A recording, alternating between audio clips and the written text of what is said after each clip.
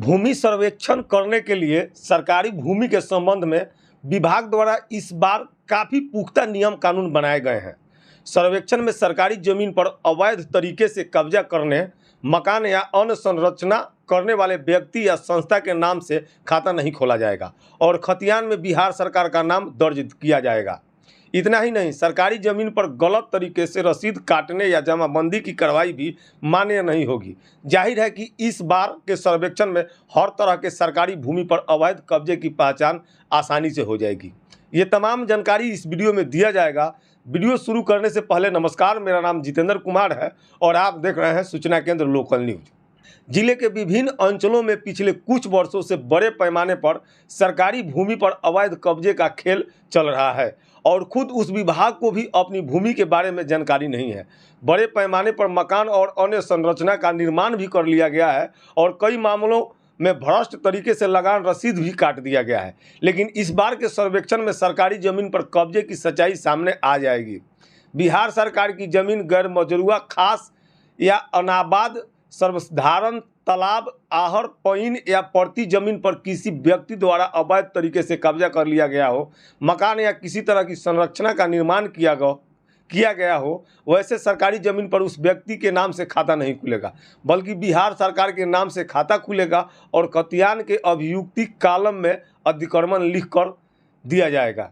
गैर मजरूआ खास भूमि पर किसी जमींदार द्वारा 1 जनवरी 1946 के पूर्व हुक्मनामा का रसीद रैयत के नाम से दिया गया है। सरकारी लगान रसीद जमींदारी उन्मूलन के वर्ष से कट रही है। तय कागजात के उपलब्ध कराने के बाद रैयत के नाम का खाता खोला जाएगा। यदि ऐसा नहीं है तो रैयत का नाम खाता नहीं खुलेगा और ज़मीन सरकार के खाते में चली जाएगी। किसी गैर मजरूआ खास भूमि पर 1970 के खतियान में किसी व्यक्ति का नाम दर्ज है और दखल कब्ज में है तो उसके नाम पर खाता खुलेगा। इस तरह के जमीन पर सिविल कोर्ट द्वारा दिया गया आदेश मान्य होगा। सरकारी या रैयत जमीन पर न्यायालय में मामला लंबित होने पर अभियुक्त कॉलम में विवादित लिखा जाएगा। बाद में न्यायालय के निर्णय का पालन किया जाएगा। यदि किसी गैर मजरूआ आम भूमि पर किसी सरकारी कर्मचारी या अधिकारी द्वारा अवैध तरीके से लगान रसीद काट दिया गया है या अवैध जमाबंदी खोल दिया गया है तो सर्वेक्षण में उसकी मान्यता नहीं दी जाएगी और खाता उस व्यक्ति या संस्था के नाम पर नहीं खुलेगा। इसके लिए विभाग के अधिकारी अंचल कार्यालय से प्राप्त जरूरी कागजातों का अवलोकन भी करेंगे।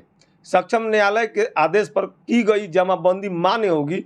अंचल अभिलेख के जमाबंदी में की गई गड़बड़ी, सरकारी जमीन पर जमाबंदी खोलने या रसीद काटने में अंचल कार्यालय में भी बड़े पैमाने पर गड़बड़ी की गई है।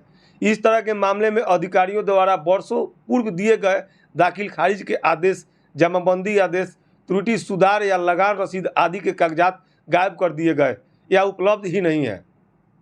जमीन की हेराफेरी पर पर्दा डालने के लिए रजिस्टर 2 के पन्ने भी फाड़ दिए गए हैं। ऐसे स्थिति में सर्वेक्षण के दौरान कई तरह की समस्याएं भी उत्पन्न होगी। हमारा जानकारी कैसा लगा, वीडियो कैसा लगा, आप हमें कमेंट बॉक्स में ज़रूर बताइएगा। वीडियो को देखने के लिए बहुत बहुत धन्यवाद।